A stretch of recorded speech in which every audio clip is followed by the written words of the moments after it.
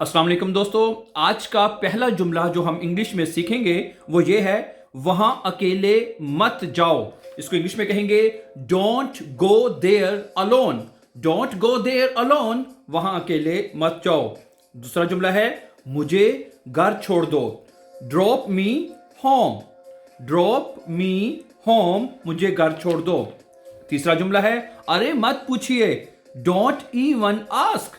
Don't even ask, अरे मत पूछिए। अगला जुमला है, खुद को संभालो। Pull yourself together. Pull yourself together, खुद को संभालो। मेरे कहने का मतलब है आई मीन टू से। आई मीन टू से, मेरे कहने का मतलब है। अगला जुमला है, मैंने गौर किया। I noticed. I noticed. Thank you. For more videos, subscribe